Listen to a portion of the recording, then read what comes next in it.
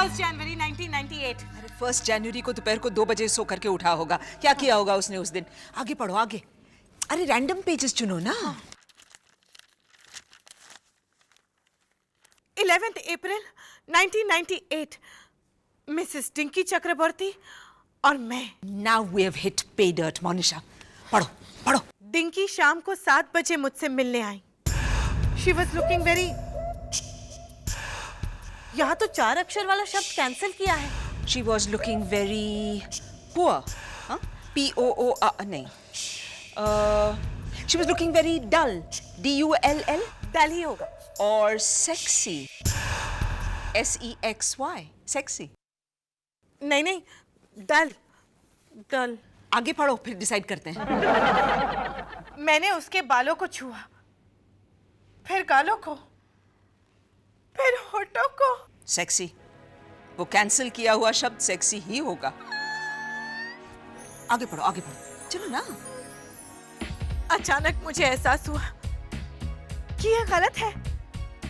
मैंने डिंकी को समझाया कि मैं ये नहीं करना चाहता, तो उसने फिर से शिकायत शुरू कर दी।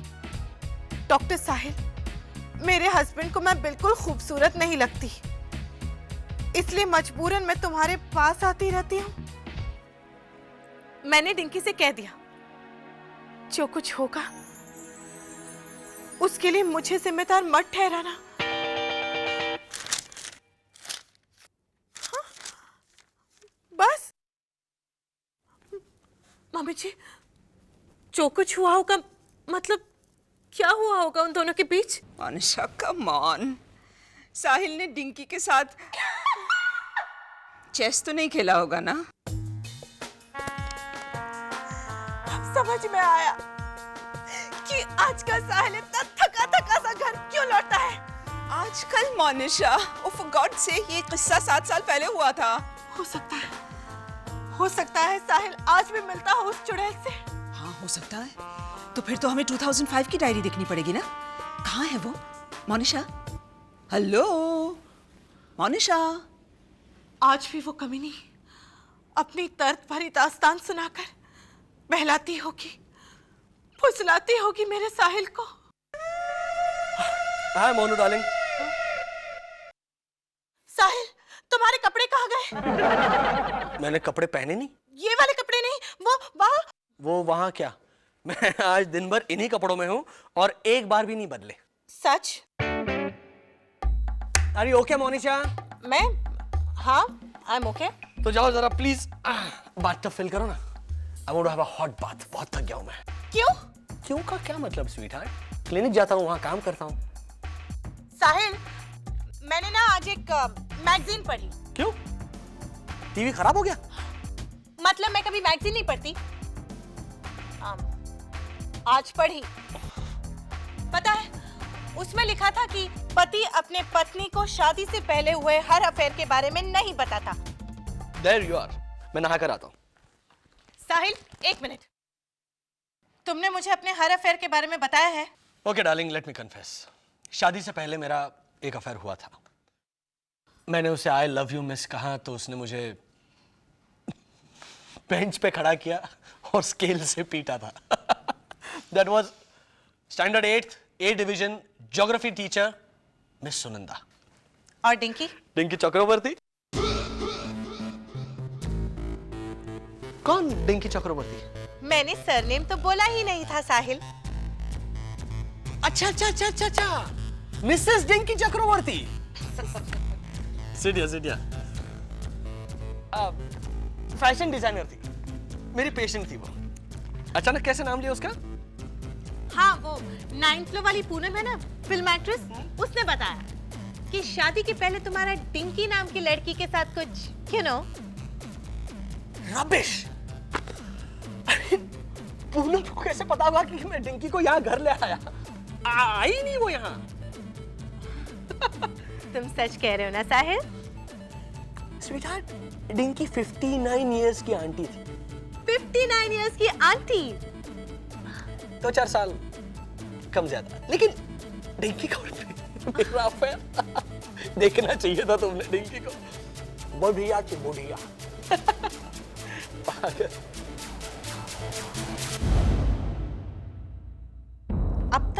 देखा मैंने डिंकी को साहिल, मगर अब जरूर देखूंगी। May I speak to Dinky Chakraborty? Oh, I am sorry. क्या हुआ? ये वो डिंकी चक्रवर्ती नहीं है। कैसे पता? क्योंकि ये डिंकी तो लड़का था। Oh, shucks. अब बचा सिर्फ एक ही नंबर।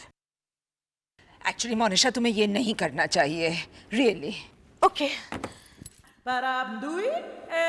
क्या पूछोगी क्या तुम फोन करके? कहूंगी कि मैं जर्नलिस्ट हूँ, स्त्री समस्या साप्ताहिक मैगजीन से बोल रही हूँ। और नहीं, प्लीज ऐसा मत कहना। स्त्री समस्या साप्ताहिक sounds just too middle class. इसलिए कहना कि तुम फ्रीलांस जर्नलिस्ट हो, ओके? ओके। हेलो, क्या मैं डिंकी चक्रवर्ती से बात कर सकती हूँ? मैं विमेन्स फैशन साप्ताहिक से वीकली से जर्नलिस्ट बोल रही हूँ। Miss mom. नाम मत बताना। निशा बाबी। Hi, I'm Dinky Chakravarti, the fashion designer. आप वैसे किसी भी एंगल से 59 साल की नहीं लगती। What? इंटरव्यू शुरू करें? यहाँ इस तरह से बीच रास्ते में? हाँ तो वैसे आपका एक्स्ट्रा मैरिटल अफेयर के बारे में क्या ख्याल है? एक्स्ट्रा मैरिटल अफेयर करना बहुत गलत बात है, बहुत गलत। लेकिन ये गलती करना कोई मुझसे सीखे। आपको पता है, जब मैं शादीशुदा थी तब मेरा एक यंग हैंडसम जेंटलमैन के साथ अफेयर हुआ था। क्या क्या याद है आपको उस यंग मैन के बारे में? वो चश्मा पहनता था, घड़ी कौन सी पहनता था वो? जहाँ तक मुझे याद है वो कुछ भी नहीं पहनता था। कुछ भी नहीं? I mean, चश्मा, घड़ी वगैरह। लेकिन हाँ, वो अपने हैंडसम से फेस पर हमेशा एक स्वीट सी स्माइल जरूर पहनता था। करता क्या था वो? डच। हर सैटरडे हम मिला करते थे। वो मेरी रूह को छू लेता था। और संडे को?